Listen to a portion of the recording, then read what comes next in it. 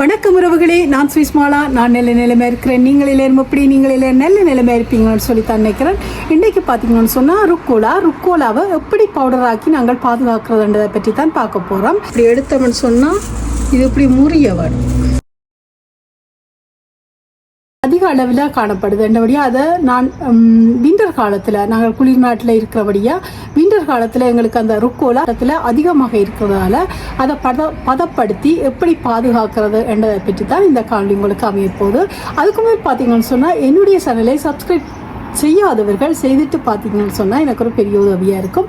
இப்போ வாங்க நாங்கள் இந்த ருக்கோலா பவுடரை எப்படி தயாரிக்கிறதுன்னு சொல்லி பார்ப்போம். இங்கே பாருங்க, எங்களோட ருக்கோலா எப்படி வளர்ந்துருக்குதுன்னு சொல்லி அமோக வளர்ச்சி பாருங்க, இவ்வளவும் வளர்ந்துருக்குது. நான் பயிரிடவும் இல்லை, நாற்று போடவும் இல்லை, தானாக கொட்டுண்ட விதைகளில் இருந்து தானாக செழித்து வளருது. இவ்வளோ பேருக்கு கொடுத்தாச்சு, இவ்வளோ வெட்டி எடுத்தாச்சு, நிறைய சமைச்சாச்சு. உங்களை சம்பளெல்லாம் செய்து காணொலியில் நான் உங்களுக்கு போட்டிருக்கிறேன். அப்படி இருந்தும் நிறைய வளருது. இன்னும் இதை வெட்டி விட கூட வளரும். பாருங்க, இதுக்குள்ள இடைக்கில் அந்த வேறு தாவரங்களும் வளருது. அதுகளை எடுத்து விட உடஞ்ச பாருங்க, கொஞ்சம் எடுத்து விட்டால் நல்லது.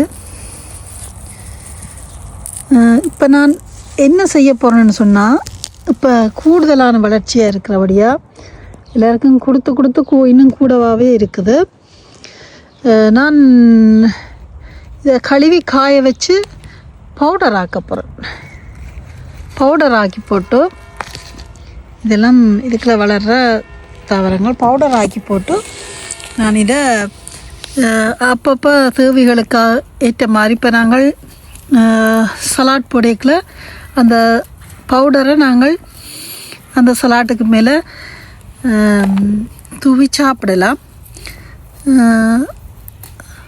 ருக்கோலா இலைக்கு பதிலாக அதனுடைய சத்து அதுக்கு போகும். ருக்கோலாவினுடைய சத்து அந்த பவுடரில் இருக்கும்.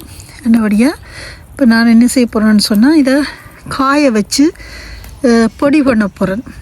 எப்படி பொடி பண்ண போகிறேன்னு சொன்னால், நான் இப்படித்தான் யோசித்தேன். நான் முருங்கை இலை இருக்குத்தானே, முருங்கை இலையை நாங்கள் என்ன செய்கிறோம், ஊரில் இருக்க எங்களுக்கு முருங்கை இலை நல்ல ஃப்ரெஷ்ஷாக கிடைச்சது.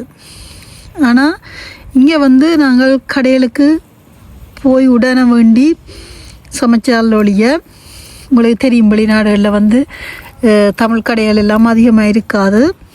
போகிறதுக்கு பெருசாக நேரங்களும் கிடைக்காது. அப்போ நாங்கள் போகிற நேரங்களில் என்ன செய்கிறேன்னு சொன்னால், வேண்டியது முருங்கை இலையில் காய வைக்கிறது. காய வச்சு அதை பொடி பண்ணி அதுக்குள்ளே போடுவோம். இல்லைன்னா அப்படியே காய வச்சுட்டு இலையாவும் தூக்கி போடுவோம். இப்போ நான் அதைத்தான் செய்ய போகிறேன். அதே முருங்கை இலையை எப்படி பொடி பண்ணி வச்சுருக்கிறோமோ, முருங்கை இலை பொடி எப்படி செய்து எடுக்கிறோமோ அதே மாதிரி தான் நான் இதை செய்து எடுக்க போகிறேன்.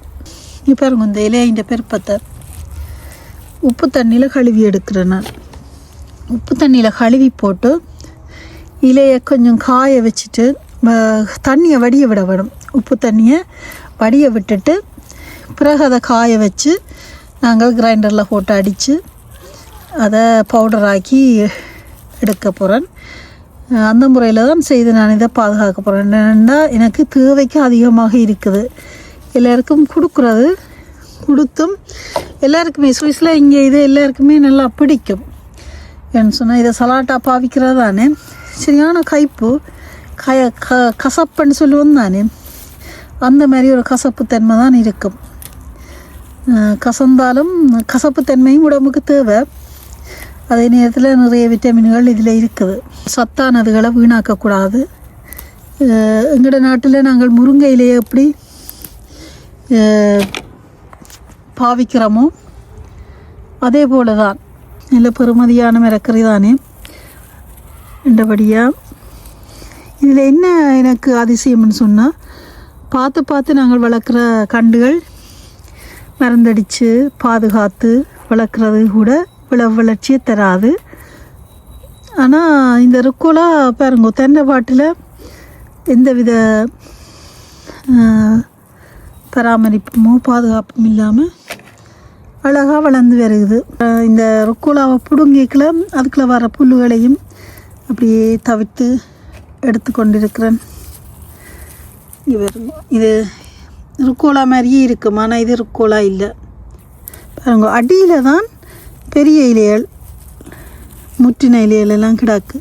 இப்போ நாங்கள் கூடுதலாம் அடியில் பார்த்து எடுத்தோம்னு சொன்னால் நல்ல முத்தலான இலைகள் எடுக்கலாம். வாசம் நல்ல ஒரு வாசம் ஒன்று வீசும். சம்பளம் அடிக்கையும் அந்த வாசம் இருக்கும்.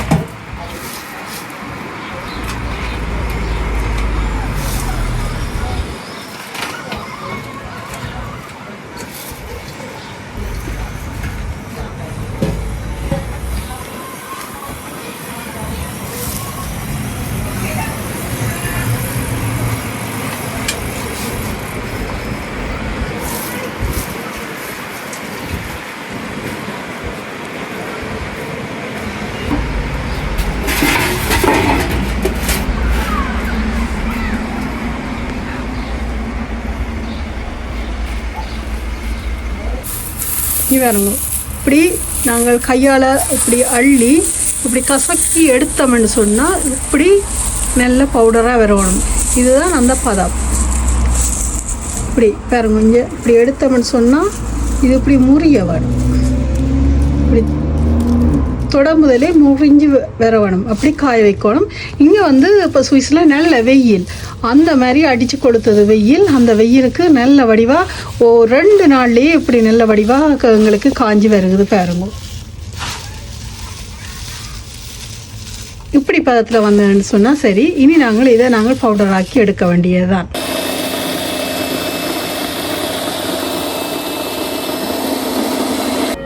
பாருங்க, நல்ல மாவை அடிச்சு எடுத்தாச்சு.